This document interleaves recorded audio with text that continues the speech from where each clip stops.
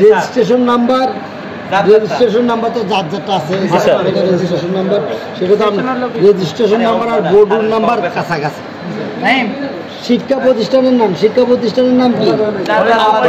যার প্রতিষ্ঠানের নামটা সুন্দর করে এখানে লিখে দেবেন, টেকনোলজি মেকানিক্যাল।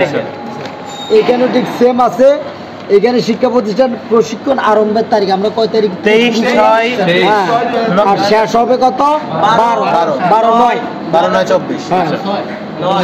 শিক্ষা প্রতিষ্ঠান কর্তৃক মনোনীত শিক্ষকের নাম, এটা হলো আপনাদের প্রতিষ্ঠানের মনোনীত শিক্ষকের নাম। স্যার মনোনীত বলতে কি আমাদের গাইড টিচারের নাম? গাইড টিচারের নাম। আর আরেকটা হিসেবে শিক্ষা প্রতিষ্ঠান কর্তৃক মনোনীত নাম, এখানে দেখেন শিক্ষা প্রতিষ্ঠানের নাম। স্যার টিচার তো আমাদের গাইড টিচার 2 জন স্যার, একজনের নাম দিলেই হবে, একজন দিলেই হচ্ছে। সেটা তোমার ফেভারিট টিচার? এটা তো আপনারা নিজেরা বুঝবেন যে এটা বিভাগীয় প্রধানের নাম ই করবেন। এটা হলো কি সূচিপত্র। সূচিপত্রতে কি লিখবেন? দৈনন্দিন কাজের তালিকা 1 নম্বর দিবেন, দৈনন্দিন কাজের তালিকা পৃষ্ঠা নাম্বার 3। এরকম আমরা যে 12টা সেকশনে গেছি বা 18টা সেকশনে যাব, ওই সেকশনের যত পৃষ্ঠা পর্যন্ত হয় 3 থেকে শুরু করে জি স্যার।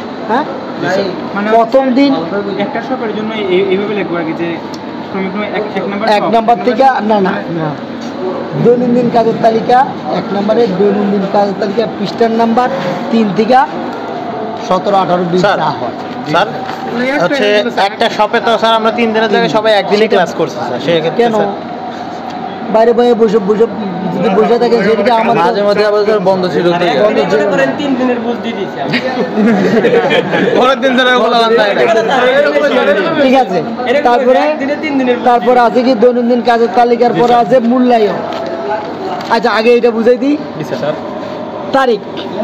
প্রথম দিন আমরা যেদিন আসছিলাম সেদিন আমরা কি করছি, 9টা থেকে 12:30 পর্যন্ত 12টা পর্যন্ত আমরা শুধুমাত্র কি বিটাক পরিদর্শন করছি, এইটুকু লিখে দেবো। ওই দিন আমরা বিটাক পরিদর্শন করছি বিটাক। তারপর সেকেন্ড বার আমরা যেখানে গেছি, কেউ আসছি বিকালে, কেউ আসছি সকালে।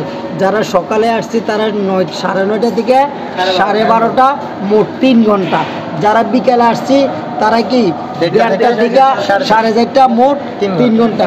যেই শপে গেছি ওই তারিখ লিখবেন, ওই শপের নাম লিখবেন, আর কয়টা থেকে কয়টা পর্যন্ত এইখানে লিখবেন ওই শপের নাম, ওই বিভাগটার নাম। আমাদের তো 23 তারিখ থেকে শুরু হয়েছে, তাহলে আমরা 23 তারিখে লিখবো যে আমরা পরিদর্শন করছি। হ্যাঁ, আর 22 তারিখ থেকে শপে গেছি না, ওই জিনিসগুলো এইখানে লিখবেন, ওই জিনিসগুলো এইখানে লিখবেন। আর এই যে শিক্ষকের নাম, শিক্ষকের সিগনেচার আছে না, এটা আমরা লাস্টে নেব। এখানে একটা কাজ আছে, এখানে যে সিগনেচারটা নেব, আবার এইখানে তার নাম এবং পদবিটা এইখানে লিখব। কত বড় এটা কি স্যার? এটা আপনারাই করবেন?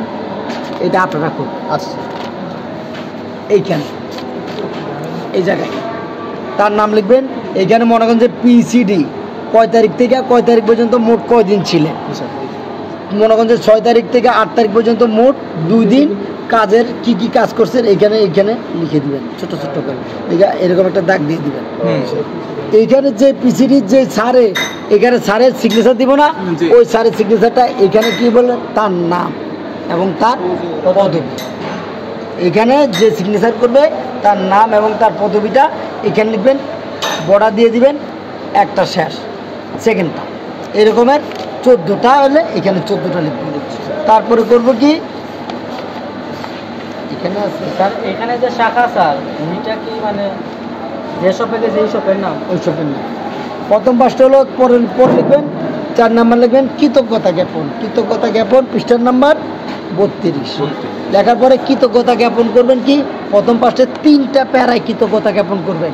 1 নাম্বার হলো বাংলাদেশ সরকারের প্রতি, নট আওয়ামী লীগ, বিএনপি, জামাত, জাতীয় পার্টি, যা আছে বাংলাদেশে বলে 36টা দেশ না 36টা মনে করেন দল, আমরা কোনো দলের বিপক্ষে যাব না, আমরা শুধু বাংলাদেশ সরকারের প্রতি কৃতজ্ঞতা জ্ঞাপন করব।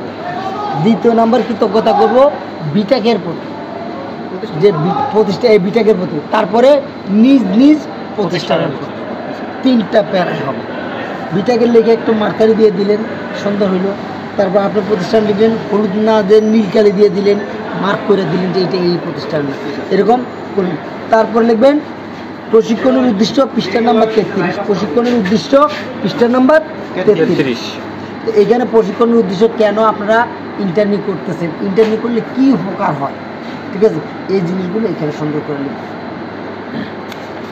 তারপরে এখানে আসলো এবার ওই যে আমরা এখানে যে কাজের সংক্ষিপ্ত 2-3 লাইন করে 1 লাইন করে লিখছি না, এই 2-3 লাইন করে এইখানে উঠে দেন।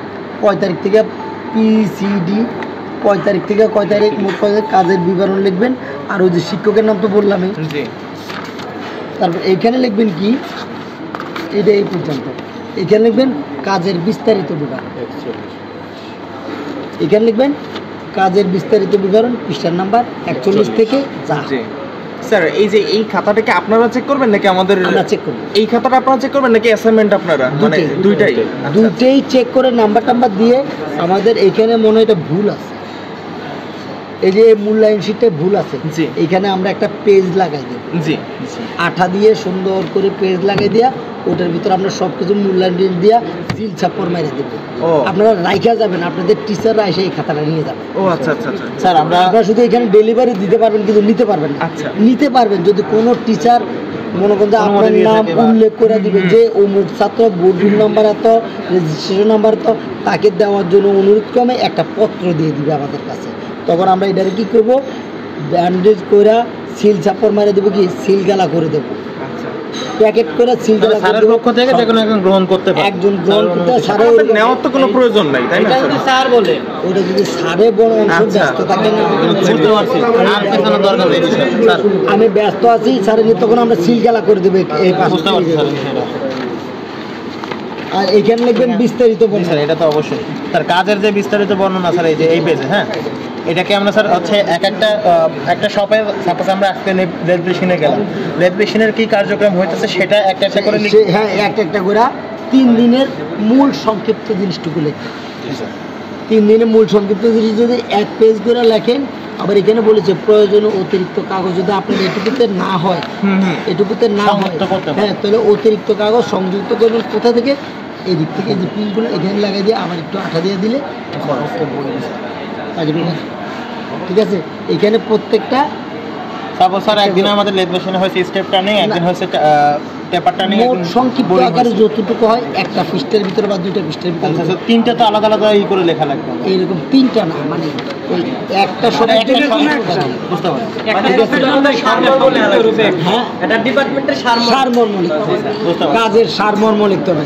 আর এখানে 1 পেজই লিখতে হবে নাকি হলো 2 পেজ লিখলে ক্ষতি নেই, আপনার পেজ তো অ্যাড করা যাবে লাস্টে, পেজ এক করা যাবে বলে দিচ্ছি, এখানে এক করতে হবে। ওই স্যার মেলা পেজ মেলা পেজ এখানেও আছে, মোটামুটি এগুলো সুন্দর করে লিখবে। আর যদি মনে করেন যে আপনারা একটা ড্রয়িং সুন্দর করে ড্রয়িং করলেন, তার বিবরণ দিলেন যে আমি মেশিন শপে এই কাজটা করছে, এই কাজটার উপর একটা ড্রয়িং, এই ড্রয়িংটা অনুযায়ী আপনারা লিখে দিবেন, খুব সুন্দর। চেষ্টা করবো স্যার। আর কোনো কিছু বোঝার আছে? Sir thank you.